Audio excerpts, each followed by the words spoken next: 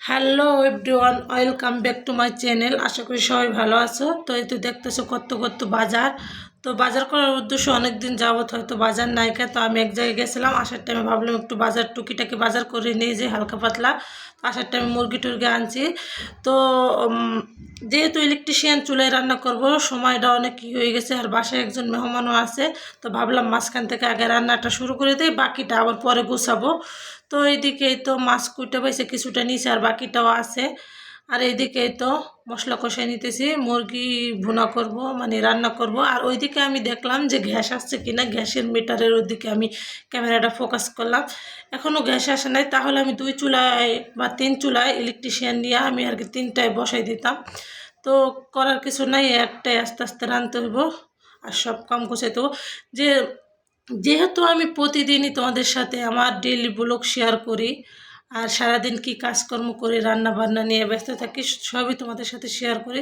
তো আমাদের daily blog তোমাদের কাছে কেমন লাগে অবশ্যই কমেন্টের মাধ্যমে জানাবা। আর এই তো কথা বলতে বলতে এদিকে মুরগির মাংস রান্না শেষ। আর এই যে মাঝখানে আবার ট্যাংরা মাছ কাইটে নিয়ে ধুয়ে পরিষ্কার করে নিয়েছে। আর এখানে আছে গরুর ব্যবসা। তো আমার এক ভাবি আছে, উনি আমাকে একটু হেল্প করতেছে। আর এই দেখেন এখানে পাতিলে মশলা নাড়া দিয়ে চাকার মতন খালি ঘুরতেই থাকে। এই ইলেকট্রিশিয়ানের চুলার জন্য আলাদা পাতিলে কিনতে হইব। যাই হোক, আর পারা যাইতেছে না, গ্যাসের যন্ত্রণা অত্যাচার আর ভালো লাগে না। যাই হোক, এদিকে এই তো ব্যবসা বোনা করে দিতেছি, করা হয়ে যেতেছে আর কি। যাই হোক, আর এই দিকটা কিন্তু আরও কাজ বাকি আছে। তো রান্না বসাই, এটা আবার বসাই দিয়ে আমি অন্য কাজ আরও সাইরে নিব। তো আমার ওই ভাবি আছে, ভাবিরে বলতেছে আমার একটু এগুলোকে গুছাই দেন, একা একা পারতেছি না। এভাবে একটা চুলায় রান্না করি, মানে 2-3 আইটেম বা 4 আইটেমের রান্না, মানে এক চুলায় হইতেছে না। যেহেতু বাসায় একজন মেহমান আছে, নিজেরা খাইলে একটু দেরি হলে সমস্যা হয় না। তো আমাদের মেহমান ক্যামেরার সামনে আসবে না, আর আমি কীভাবেই বা আসবো? আমি তো যেহেতু রান্নাবান্নার ভিডিও করি, এই জন্য আমিও ক্যামেরার সামনে, আমার হাতে পায়ে ময়লা, যার কারণে আর কি আমার ক্যামেরার সামনে আসা হইতেছে না।